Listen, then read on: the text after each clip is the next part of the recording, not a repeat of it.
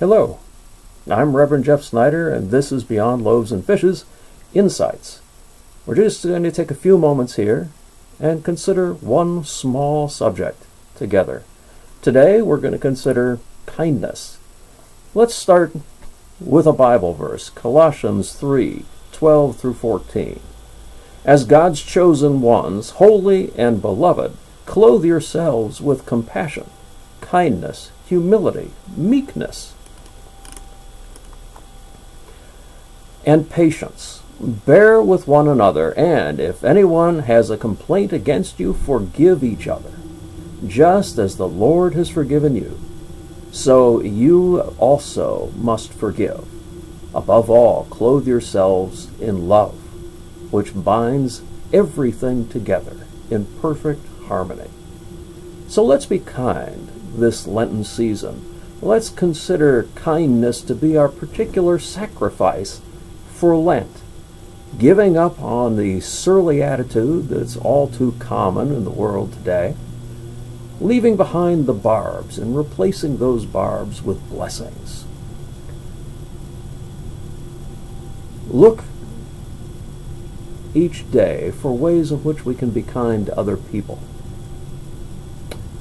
Just start in the morning and be particularly mindful of what you might do today to just be a blessing in somebody's lives, to be a little kind to them. You know, when you're out driving and someone's trying to merge, let that person merge in front of you. Hold the door open for someone else.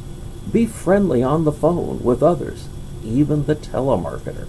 You'll surprise them. If we do this often enough, it'll become a habit in our lives. And it'll change our lives, and we'll become a little bit closer. We'll be starting to walk a little bit closer to the plan that God has for each and every one of our lives. And lives will improve just a little bit. We have no idea where this will lead, who we will touch, what will be the way in which we improve the lives of ourselves and others. And that's part of the mystery of the Christian faith. You don't always know whom you touch. But take a look at the book of Ruth, for example. Ruth was considered to be a dread foreigner, a Moabite. The Israelites were very suspicious of the Moabites, and they considered Moabite women to be loose and all sorts of bad things. And Ruth, in a moment of crisis, decides to come with Naomi, her mother-in-law, her last surviving relative, back to the land of Israel and live with her. Try to improve her life a little bit. She's lost her husband. She's lost her 2 sons. She's sent her other daughter-in-law back home to her own people. But Ruth has decided to stay with Naomi and to try to make her life better, to be generous to her, to be kind to her. And she's kind to everyone. And she ends up challenging the stereotypes that people had of Moabites. She challenges the way that Israelites looked at her and considered her, to the point where Boaz, a relative of Ruth, will end up marrying her against the prohibition that Israel had about marrying foreigners. And in her generosity, she will actually reclaim Naomi's life and her inheritance of land that would have came through her husband, and would restore her name by giving her a child.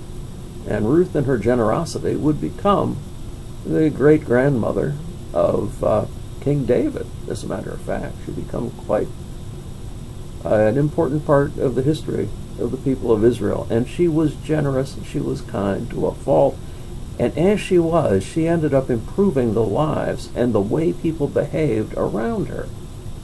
She improved how Naomi responded, and she certainly improved how Boaz responded, and he ended up challenging an unfair system, all based on Ruth and her kindness and her generosity.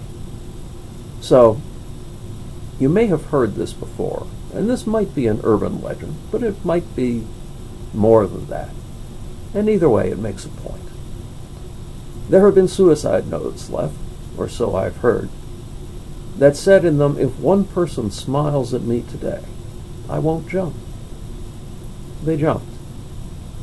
That's the difference that kindness can make in a life. You have no idea what people are struggling with, what burdens they live under every day. So be kind. Be a blessing on those people. Be a blessing to their lives. Give them a grace note. You have no idea what your smile may accomplish, what your moment of kindness, what a word of consolation might mean to somebody else, somebody in a significantly dangerous situation. So is a life worth a smile? Let this be our mission for Lent. It's small, it's doable, and it may well lead to much bigger things for ourselves and for others. So be kind today, and have a blessed day.